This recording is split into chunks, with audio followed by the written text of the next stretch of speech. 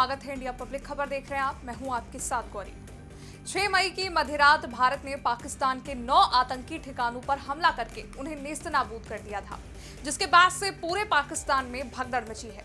यही नहीं, भारत के इस एयर स्ट्राइक हमले से पाकिस्तान को आगाह भी किया गया था कि अब अगर उसने भारत की तरफ आंख उठाकर भी देखा तो उसका खामियाजा उसको भुगतना पड़ेगा। लेकिन फिर भी पाकिस्तानी सेना द्वारा लगातार राजौरी पुंछ के रिहायशी इलाकों में गोलीबारी की गई, जहां 10 से ज्यादा लोगों की मौत हुई और कई घायल।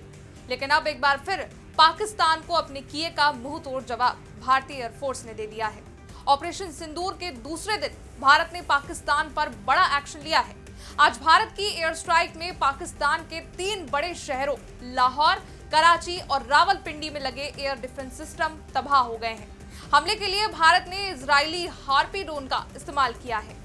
कराची और लाहौर समेत कई शहरों में ड्रोन हमले हुए हैं, जिससे पूरे पाकिस्तान को इस वक्त हाई अलर्ट पर कर दिया गया है।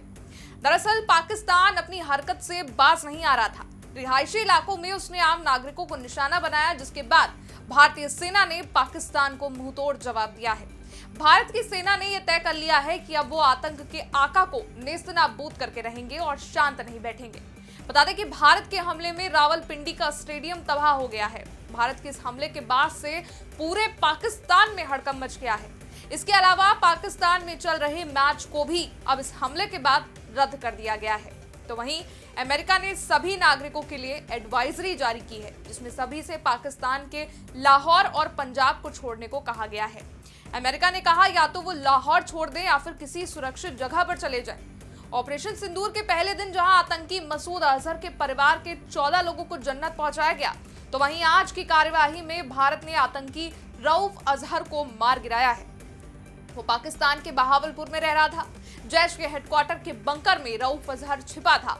भारत के टारगेटेड मिसाइल हमले में रऊफ अजहर मारा गया है।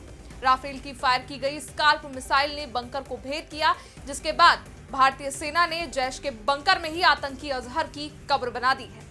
अल जजीरा की रिपोर्ट के मुताबिक रावलपिंडी क्रिकेट स्टेडियम के परिसर में ड्रोन हमला हुआ है।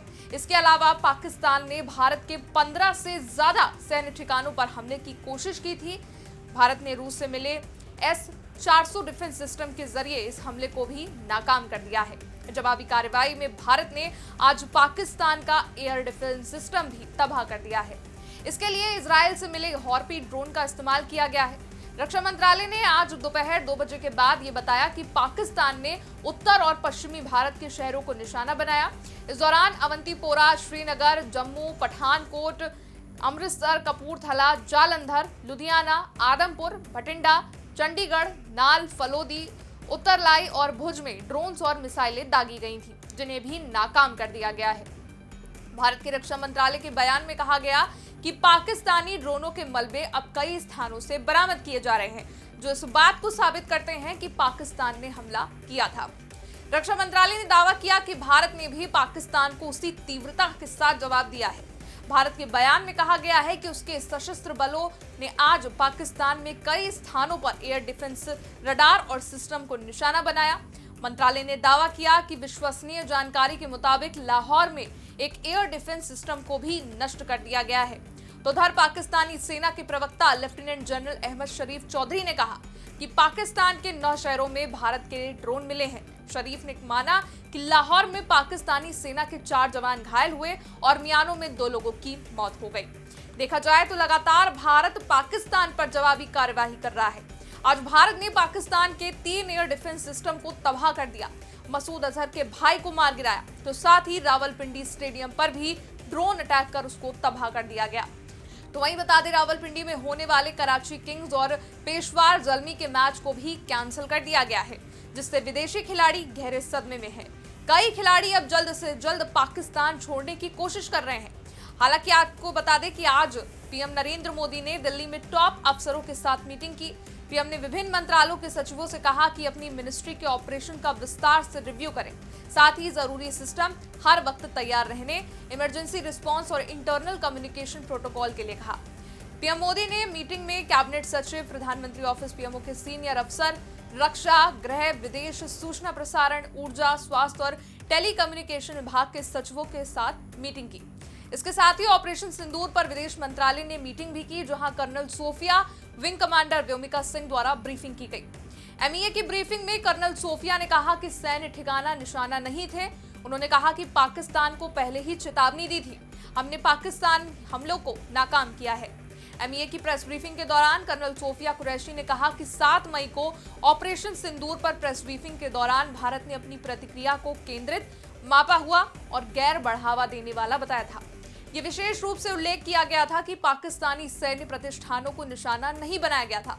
यह भी दोहराया गया था कि भारत में सैन्य ठिकानों पर कोई भी हमला उचित जवाब को आमंत्रित करेगा। 7 से 8 मई की रात को पाकिस्तान ने ड्रोन और मिसाइलों का उपयोग करके अवंतीपुरा, श्रीनगर, जम्मू, पठानकोट, अमृतसर, कपूरथला, जालंधर, लुधियाना, आदमपुर, भटिंडा, चंडीगढ़, नाल, फलोदी, उतरलाई और भुज सहित उत्तरी और पश्चिमी भारत में कई सैन्य ठिकानों को निशाना बनाने का प्रयास किया। इन्हें इंटीग्रेटेड काउंटर यूएस ग्रिड और वायु रक्षा प्रणालियों द्वारा निष्प्रभावी कर दिया गया। इन हमलों के मलबे अब कई स्थानों से बरामद किए जा रहे हैं, जो पाकिस्तानी हमलों को साबित करते हैं। खैर, अब पाकिस्तान को सावधान हो जाना चाहिए। वो ये भूल जाए कि भारत अब पीछे हटेगा, क्योंकि भारत ने तय कर लिया है कि अब वो पाकिस्तान और आतंकियों को नहीं बख्शेगा। अभी केवल शुरुआत है। अगर पाकिस्तान समय रहते नहीं चेता तो वो दिन दूर नहीं जब पाकिस्तान दुनिया के नक्शे से मिट जाएगा। इस रिपोर्ट में बस इतना ही। देश दुनिया से जुड़ी तमाम बड़ी खबरों को जानने के लिए देखते रहिए आप इंडिया पब्लिक खबर।